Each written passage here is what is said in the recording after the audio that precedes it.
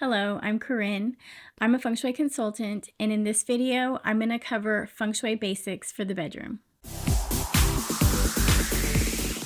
Since we're talking about bedrooms today, I thought it would be appropriate to film from my bedroom. So here I am in my bedroom, and in a future video, I'll explain how these curtains around my bed are actually a Feng Shui cure.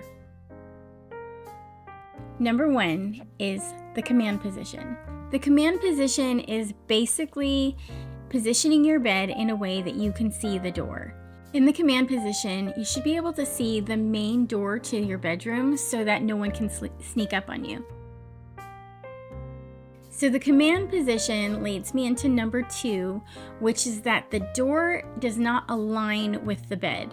So what you don't want is for the energy of the doorway to cut across your bed. So if you can, have it go across the foot of your bed or have it go down the side of your bed. But you don't want it to cut across your bed. The worst is if it's at the foot of your bed and your feet are actually pointing out that door. Basically, your energy is going out the door and energy is coming straight at you. Number three is balance. You want a nightstand on each side, unless you want to be single. Say your bed is pushed up against a wall and you can only get in on one side, then you're creating an atmosphere for only one person, and so your mind's programming that subconscious to be alone. So if you don't want to be alone, or if you're in a relationship, then you'll want a nightstand on each side and you'll want equal space on each side of the bed.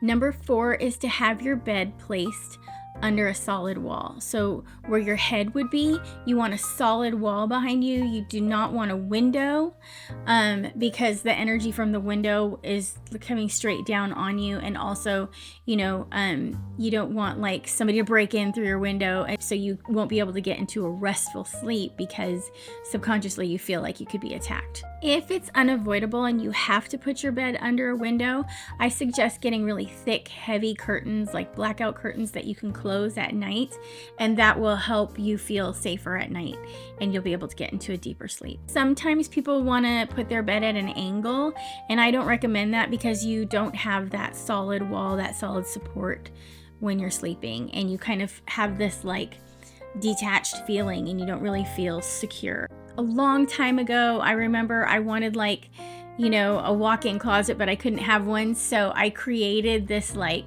extra space between my closet and the back of my bed because I had this really high headboard, and I made like this little changing area back there. And although it was really fun and super cute, it was not good Feng Shui because your bed is floating and you don't feel very secure, you don't feel attached, you don't feel safe. Okay, along with the idea of having a solid wall behind your head, you also want a solid headboard.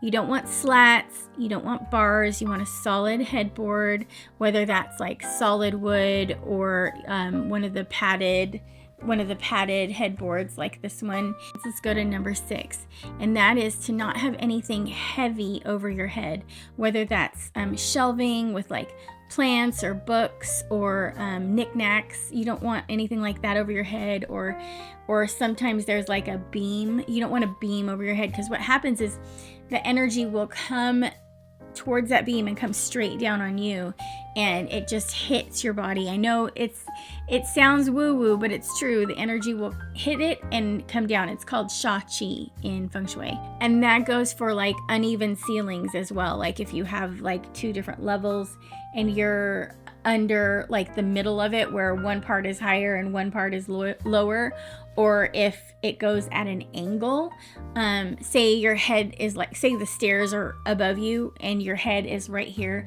and you have this wall at an angle, what happens is it feels like there's pressure coming down on your head when you're under an angle.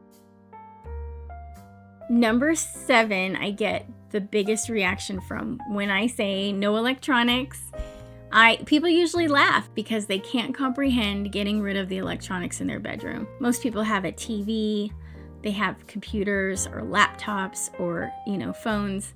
They'll have surround sound, and people will argue that the surround sound helps them sleep because they'll play restful music or ocean waves at night. And that might be true. And this is a personal decision, so you do you. But in Feng Shui, you want the room to be a place of rest, and having electronics, which is energy, in your space is not creating an atmosphere of rest. So if you have to have electronics in your room, a TV or a computer or anything like that, then I suggest that you cover them or create some kind of a divide so that you can't see them at night. And the same thing goes for mirrors, which brings me to number 8. So number 8 is no mirrors in the bedroom. A mirror will bounce energy around. So again, this doesn't help for a restful area. You definitely do not want the mirror to reflect your bed, because it's going to bounce that energy right back onto the bed while you're sleeping. If you have to have a mirror in your bedroom, I suggest putting it somewhere where it does not reflect your bed, and also I suggest covering it at night. Number 9, restful, soft colors. You don't want bright colors or bold patterns in your room. You want softness, you want calm, peaceful colors. So definitely no like bright primary colors or fluorescent colors or multiple colors. I know this is really tempting in a child's room, but that's not going to help their sleep at all. So do yourself a favor and give yourself and give your child a peaceful bedroom to sleep in at night. Number 10 is artwork. So artwork should be calm and restful. Nature images are great. Avoid like anything with a lot of yang energy, which would be like crashing waves or animals running or anything like that. You'll want restful images.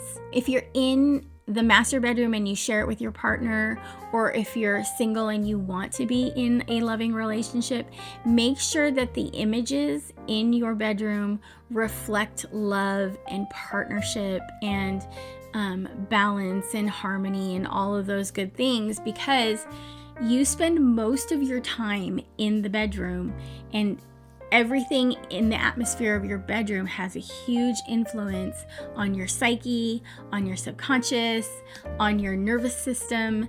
So you want everything in your bedroom to reflect what you want in your life, and you also want it to be presented in a way that is very restful and peaceful and calming.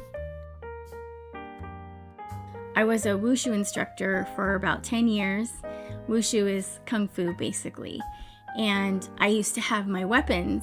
Sometimes they were in my room. Sometimes they were just placed under my bed, which is another rule. Do not have anything under your bed. You want that space under your bed to be completely clear. If you have to store something under your bed, store it towards the feet of your bed, because then that pressure from those things under your bed are not hitting your body and they're only hitting under your feet. Also, if you have things under your bed, you don't want to move them around a lot. Just, leave them where they are and don't move them. And again, try to keep them towards the foot of the bed. I used to store my weapons. I had a staff, a spear, and 2 swords. I used to store them under my bed because they were so big. I didn't know where else to put them. But that's very bad feng shui. Do not store weapons in your room.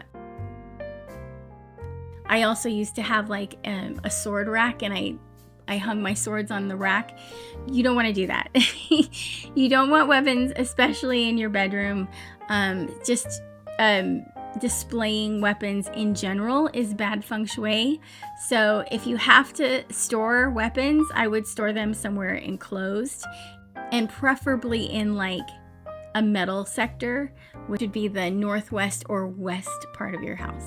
This isn't on my list, but of course I'm going to say make sure it's decluttered and clean, because in feng shui, that's always a rule. So just assume no matter what room I'm talking about, I'm going to mention that room needs to be clean and decluttered. For more information on this topic, you can check out my video, How to Get a Restful Sleep According to Feng Shui.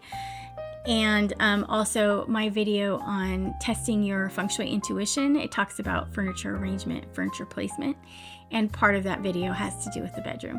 So check out those 2 videos. If you got anything from this video, hit the like button and don't forget to subscribe to my channel. Thank you for watching.